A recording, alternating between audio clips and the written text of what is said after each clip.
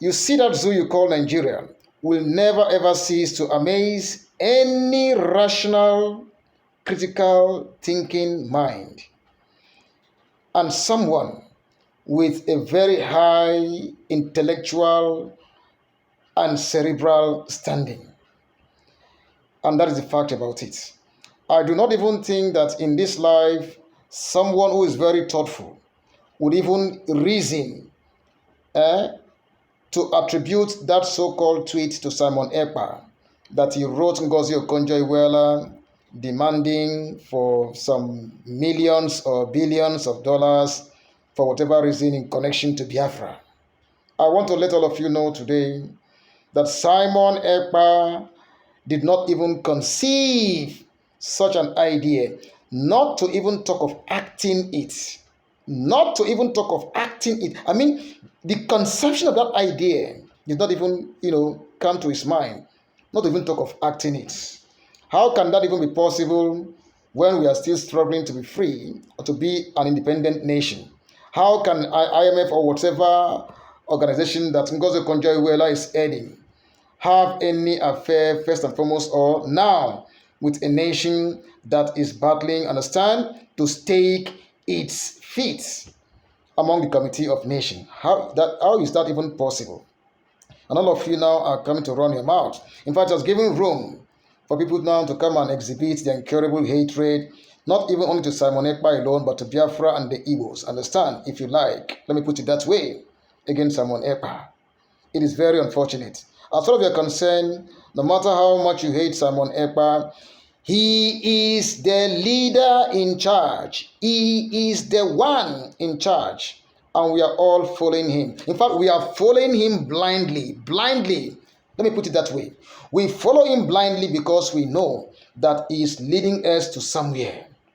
Whether you like this or you hate it, it is your business. That is the fact about it. He is a leader in charge. He knows his onion very, very well. And he knows what he is doing. In fact, when the Biafra Republic government in exile was launching its armored tanks and whatsoever in the southeast, the zoo government has to put off its server so I don't see what is happening there, so I don't watch it. And it's a fact. They know it's a reality. Simon is in charge. And we are with him 100%. 1,000,000%. It doesn't matter whatever you think.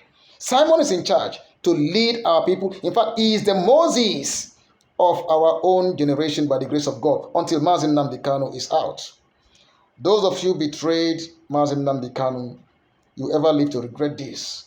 And the Biafra land will never forgive all of you. Will never forgive all of you. That is why most of you now, I even read one idiot called Chinasa Ngoru, what he wrote. In fact, you are going to end up in shame. You are going to end up in shame. All of you. Simon Ekpa is there for you, Chinasa Ngoru, and all of you that are against this Biafran struggle, who had, committed yourself in one dirty thing or the other against the actualization and realization, the independence, emancipation, and freedom and liberty of our people. All of you are going to pay so dearly for it. Having said so, I also watched an interview granted by one so-called Charles Nkwekagu or so, who claims to be the Secretary General of the Igbo Elders Consultative Forum. That man was just speaking as if he does not even live in Nigeria. As if he doesn't even know what is even happening in the southeast. Imagine I was speaking about a seat at home as if he doesn't even know that there is a seat at home. There has been a seat at home in the entire southeastern part of the zoo, at least for now. You see, in fact, when I listened to him, I told myself that he should have gone. Why didn't he leave his house and then to go to take a flight wherever there and then go to his Abuja where he lives? He should have gone out that very day and then would have seen what would have happened to him. Idiots. That is a zoo professor. Imagine, look at them. Just look at them. He calls himself a professor and he lives in the zoo there in Abuja and knows what is happening in the southeast. And he came on TV to be talking as if he doesn't really know what is happening. And one thing I really want to correct today and right now, is he was saying that Simon Ekpa leads a faction of the IPOB. That is really what I want to correct now. Simon Ekpa is not a leader of any faction of IPOB, or does not even lead whatsoever you call faction of IPOB. There is nothing like that.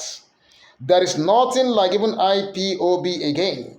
What we have now in place is a government, a real government in place, known by the title Biafra Republic Government in Exile. What we have now in place is a government, nothing like anything organization called IPOB again. You don't have anything like ESN. What we have is now the well-structured security architecture in place, where we have the Biafran Liberation Army, the Biafran Defense Force, the Black Marines. We have every institution of a state in place now. So tell that so-called whatever professor he calls himself that Simon Ekpa is not leading any faction of IPOB, and there's nothing like faction. Nobody recognizing anything like IPOB. What we have now in place is Biafra Republic Government in Exile. It is as simple as that. Tell that man now to take notes. All of you were trying to listen to Charles Soludo, that idiotic governor of a state called Anambra. I want all of you to know that if you dare come out when sit at home is declared, or when you know that there is a seat at home, the security of Charles Soludo will never save any one of you. Charles Soludo will not save any one of you. He wants to lead all of you to go and die. If you value yourself, if you want to live, don't make the mistake of listening to Charles Soludo. If you listen to Charles Soludo and then come out on Mondays, and now I think 2 days now, to open your shop in the name of any kind of business whatsoever, those days that are sanctioned, you are going to die. And Charles Soludo will not save you any day. In fact, his security will not even identify where you are. Don't make that mistake. That is just the fact about it. Don't make that mistake. For the time being, stay at home whenever you know there's a seat at home. Stay at home. Don't follow Charles Soludo. He's going to lead you to death. That is just it. And again, I want to talk to Bianca Ojukwu, our big sister, our mother, and everything. I read about the appointment that the so-called Tifnubu has given you. And I want to advise you today. I want to advise you today, Bianca Ojukwu, you are our mother. We respect you. We value you. In fact, the way we regard you in our hearts, Zoo will never regard you like that. And where am I going? I want to advise you to reject that appointment immediately. Reject that appointment with immediate effect in order to preserve your dignity. Zoo government would never appreciate you. The government only want to soil your name and whatsoever. Look at this woman they removed, I think, was something Uju or whatever her name is. Look at how they were jubilating. And I knew that that woman was not as bad as they were painting her. She's a very principled woman who wants to stake, a good work ethics in that ministry and all of that. Look at a government that sacked 5 ministers, bringing in 7 ministers. Just imagine. The zoo has collapsed. Bianca Ojukwu, our mother, good woman, I am advising you today, personally as a person, that do not be involved in that so-called zoo government.